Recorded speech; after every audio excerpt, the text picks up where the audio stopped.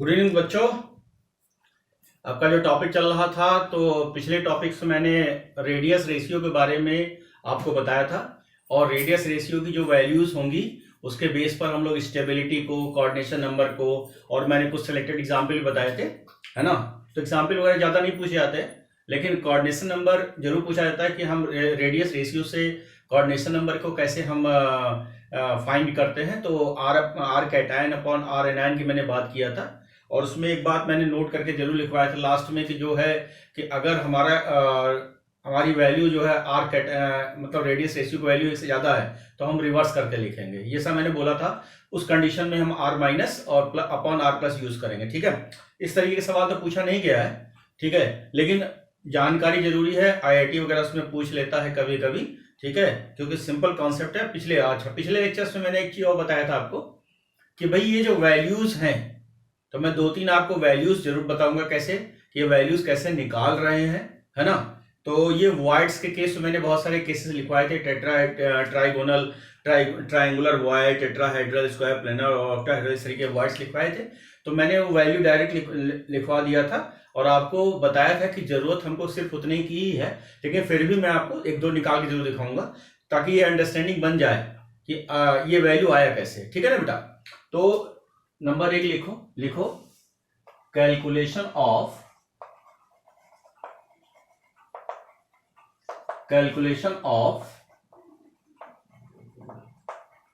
Radius, है ना, ratio values, ठीक है। हेड डालो calculation of radius ratios values, ठीक है बेटा, हेड डालो। तो नंबर 1 पर जो है, नंबर 1 पर हम लिखेंगे क्या, पहले एक सुन लो क्वेश्चन करते समय। अगर मैंने R प्लस लिखा है तो इसका मतलब ये समझ लीजिएगा कि मैं बात कर रहा हूं किसकी, रेडियस ऑफ क्या, कैटायन, ठीक है। और अगर मैंने R माइनस लिखा हुआ है तो आप समझ लीजिए मैंने क्या लिखा है कि रेडियस ऑफ क्या बच्चों, एनायन, है ना। और पहला केस हमारा होगा ट्रायंगुलर वॉइड्स, ठीक है। तो इसके लिए मैंने डायरेक्ट वैल्यू लिखवा दिया था। अब इसको हम लोग सॉल्व करके दिखाएंगे ताकि ये समझ में आए कि ये वैल्यू हमारी आई कैसे है। पहले लिखो फटाफट।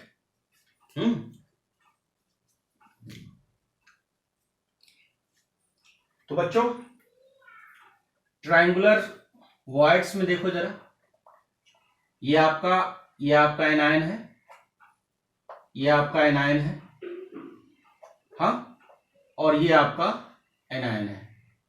इसको मैं x मान लू और x मान लू, राइट। तो x क्या है हमारा, ये है हमारा एनायन, राइट बेटा, पक्का। अब अगर मैं इसको देखूं, ये वाला जो प्लस वाला जो एरिया है, इसको मैं कहूंगा वॉइड्स। इसको मैं क्या कहूंगा, यानी कि जो मैं प्लस लिखा हुआ हूं ये हमारा क्या हो गया, ये हो गया हमारा वॉइड्स। अब वॉइड्स में क्या होता है बच्चों, कैटायन, बताया मैंने आपको। पहले इतना नोट करो बेटा, फिर हम आगे बात करते हैं।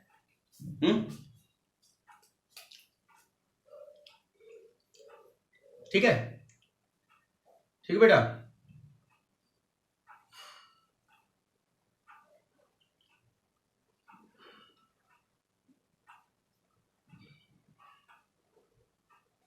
अब देखो जरा बच्चों, एक लाइन ड्रॉ करते हैं इस तरीके से हम, ठीक। अब इसको जो हमने ट्रायंगल बना रखा है, इसको थोड़ा बड़ा दिखा देते हैं ताकि आपको सब कुछ बहुत ही क्लियर रहे। ये मैंने लिखा हुआ है, ये हमारा बना दिया मैंने, ठीक है।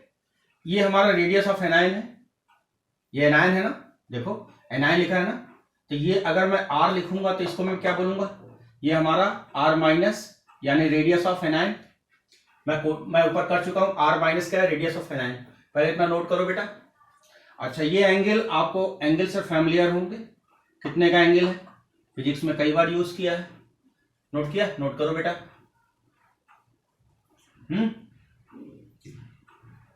और ये क्या हाइपोटेन्यूस होगा, इसकी वैल्यू क्या होगी, r प्लस और r माइनस, क्यों, r प्लस r माइनस ये होगा, ठीक, नोट करो बेटा।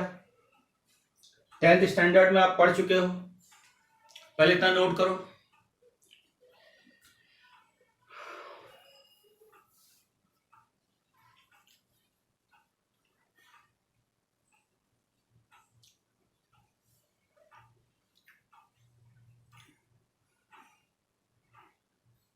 लिखा, 10th स्टैंडर्ड में आप पढ़ चुके हो क्या, बेस अपॉन हाइपोटेन्यूस बराबर cos theta, base upon hypotenuse बराबर क्या होता है, कॉस थीटा, पढ़ चुके हो।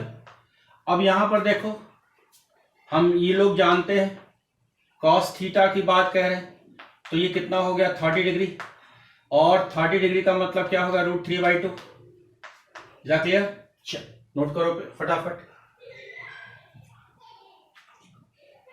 लिखा बेटा।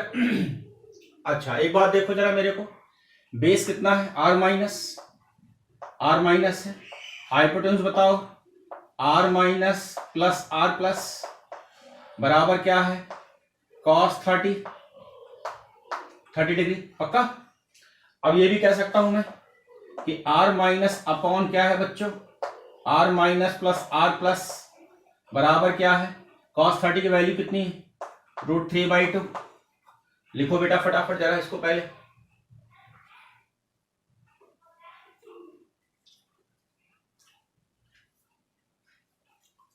लिखा बेटा। अब लिखो, इसको उल्टा कर दे, अगर हम इसको उल्टा कर दे, देख बेटा उल्टा करने में क्या हो जाएगा, है ना, r minus r plus upon क्या लिखेंगे बेटा, r माइनस, है ना, बराबर कितना हो जाएगा भाई, बराबर क्या हो जाएगा उल्टा करने पर, 2/√3, बेटा होगा कि नहीं होगा, होगा।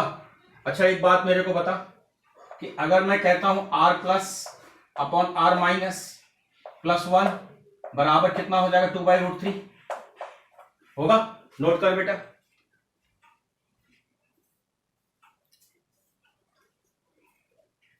ये शायद दिख नहीं रहा है, मैं फिर से लिख दे रहा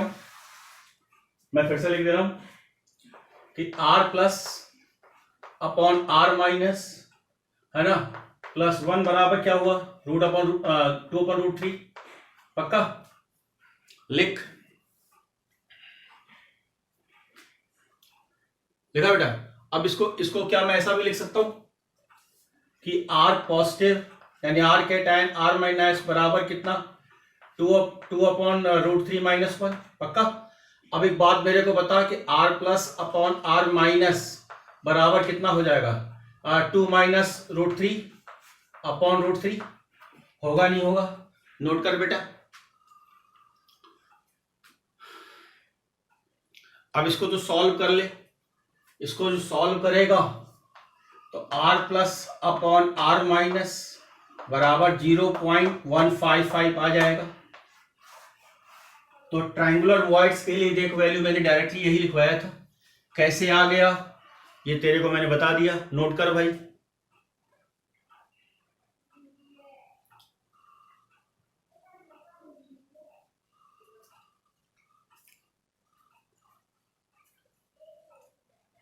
लिखा बच्चों, एक और करके दिखाएं, बाल को एक और करके दिखाएं, अच्छा एक और करके देखो भाई। ट्राइंगुलर के बाद क्या था, टेट्राहेड्रल वॉइड्स, हाँ टेट्राहेड्रल वॉइड्स, एक और वैल्यू करके दिखा देते हैं आपको। हालांकि वैल्यूज की जरूरत नहीं है, जो रिजल्ट्स आपके हैं उसी के बेस पर प्रॉब्लम को सॉल्व करने वाले हैं, है ना, जो रिजल्ट्स हैं उसी के बेस पर आप प्रॉब्लम को सॉल्व करने वाले हैं, कोई नई चीज आपको नहीं करनी है, ठीक है।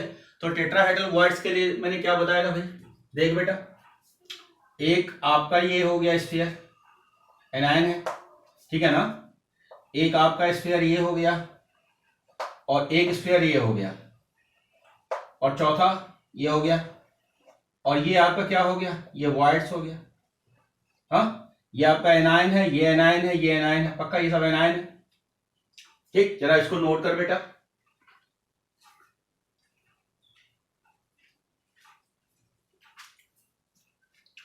नोट किया? अच्छा, बढ़िया बढ़िया से एक्सप्लेन करने के लिए मैं ऐसा कर देता हूं, इसको मैं बढ़िया से एक्सप्लेन करने के लिए ऐसा करता हूं कि एक मैंने स्फीयर ले रखा है, एक मैंने ये ले रखा है ना, एक मैंने ये ले रखा है, और एक मैंने ये ले रखा है, ताकि सबको क्लियरिटी रहे। और ये मैंने वॉइड्स ले रखे हैं। ठीक है, ये वॉइड्स है भाई, स्फीयर नहीं है, वॉइड्स है, समझना। ये आपका एनायन है, ये एनायन है, ये एनायन है, ये एनायन है। ठीक, ये देख, ठीक है, नोट कर बेटा।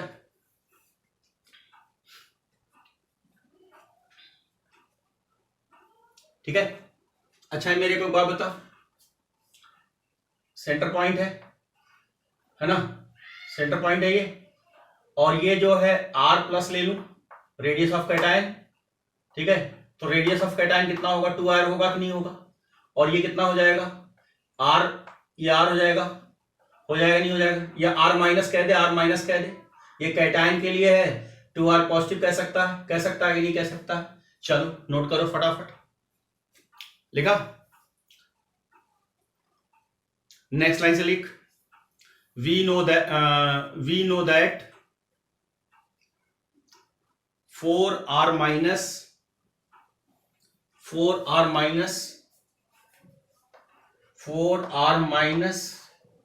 बराबर √2a किसके लिए है, FCC के लिए। नोट्स पलट के देख, लिखा हुआ है, इसको लिख, इक्वेशन नंबर 1 लिखा। नेक्स्ट लाइन से लिख, R प्लस और R माइनस बराबर √3a अपॉन 4 किसके लिए है, BCC के लिए। इक्वेशन नंबर 2 लिखा बेटा। अब इस 2 से इक्वेशन नंबर 4 भी बना सकता है। कैसे बना सकता है, 4R प्लस 4R माइनस बराबर √3a, है ना, यही हुआ। इक्वेशन नंबर 3 लिखो बेटा फटाफट, लिखा बच्चों। अब देखो एक बात लिखो, इक्वेशन 3 डिवाइडेड बाई इक्वेशन 1। अब इक्वेशन 3 आपको ये दिख रहा है, क्या दिखा, 4R cation plus 4R anion बराबर √3a अपॉन क्या करेगा बेटा जी, बता, अपॉन क्या करेगा, 4R माइनस, और ये क्या हो जाएगा बेटा, √2a। क्या ये से कैंसिल हो जाएगा, पक्का। अब मेरे को क्या मिल रहा है, ये आपका पोस्ट कैटायन 4R यहां तक खींच लेना, कोई दिक्कत वाली बात नहीं है। अपॉन क्या लिखेगा, ये एनायन बराबर कितना हो जाएगा भाई, √3 अपॉन √2, पक्का। नोट कर बेटा।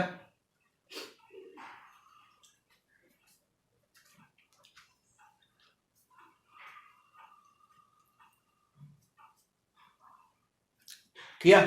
अच्छा एक बात मेरे को बता, इसको मैं ऐसा भी लिख सकता हूं, है ना, इसको मैं कैसा लिख सकता हूं, R cation R anion plus 1 √3/2, समझ में आता है। नोट कर इसको फटाफट जरा, लिखा? अच्छा एक बात मेरे को बता कि R cation upon R minus बराबर कितना हो जाएगा, √3/2 माइनस 1, या R cation upon R anion कितना हो जाएगा भाई, बता भाई, √3, हाँ, माइनस कितना 2, गड़बड़ हो गया क्या कहीं पर? सॉरी, गड़बड़ हो रहा है भाई, है ना? अभी √2 है भाई, गड़बड़ हो जाएगा। अभी कितना हो जाएगा √2 अपॉन कितना हो जाएगा √2? पक्का नोट कर।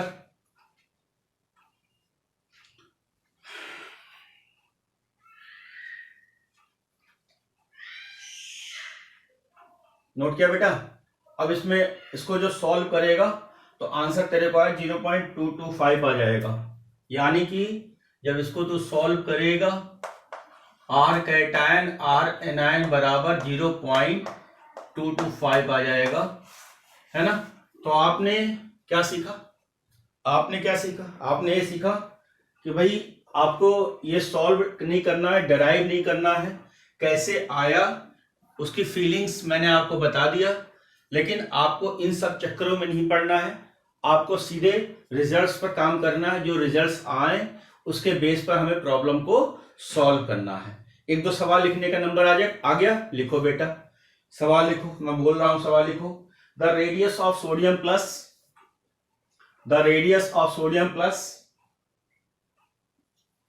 सोडियम को प्लस लगा देना, इज 95 pm। पीएम का मतलब प्राइम मिनिस्टर नहीं है, पिकोमीटर है, प्राइम मिनिस्टर नहीं है भाई। And that of Cl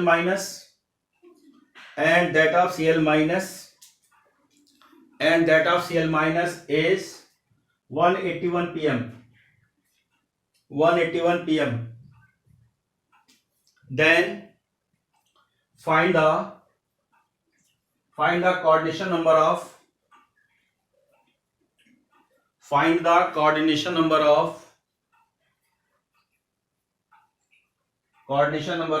Na plus ion.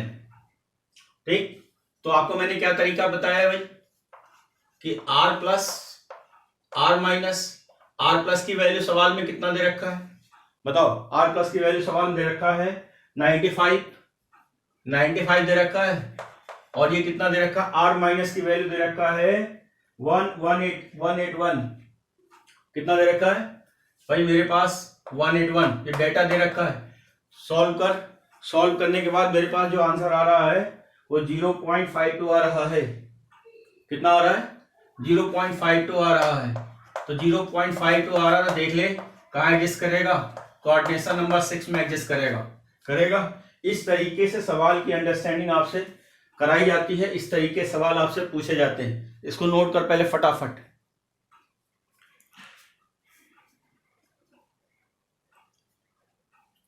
Note किया बेटा? एक सवाल और लिखना बनता है, अपनी तरफ से कर, बोले फटाफट लिख। सवाल बोल रहे हैं, अपने आप करना है। A solid compound XY has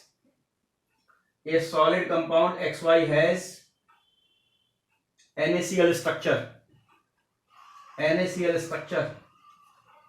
if the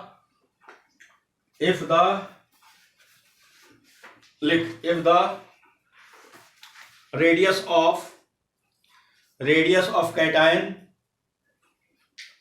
of cation is 100 pm, comma, find the radius of the anion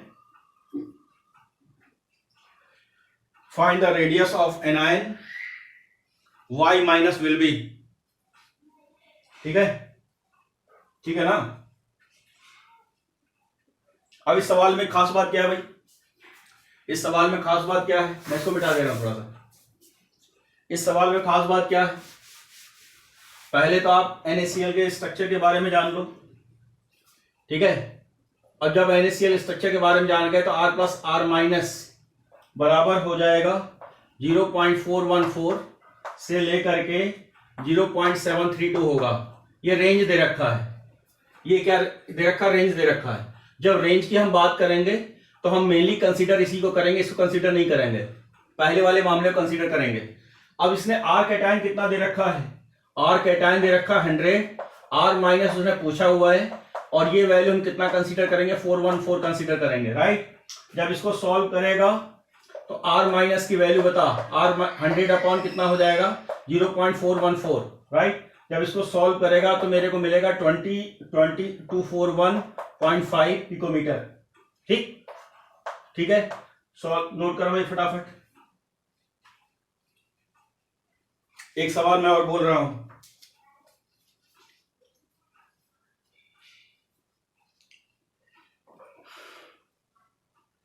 लिख, ए solid AB has the NaCl structure, has the NaCl structure. If radius of cation A plus is 120 picometer, then find the maximum value of radius of anion B minus. Radius of anion B minus. ठीक है, जैसा भी करके दिखाया वैसे करेंगे। एक question और लिखो, KF has NaCl type of structure. KF potassium fluoride, KF has NaCl type of structure. Full stop. The age length of its unit cell has been found to be 537.6 pm. 537.6 pm. Full stop. Find the distance between K plus and F minus in KF. इसका hint जरूर लिखो, है ना। देखो, distance बराबर distance of R plus, यानी R के ऊपर कैटायन प्लस R माइनस यानी R एनायन बराबर A/2। एज लेंथ कितना दे रखा है सवाल में?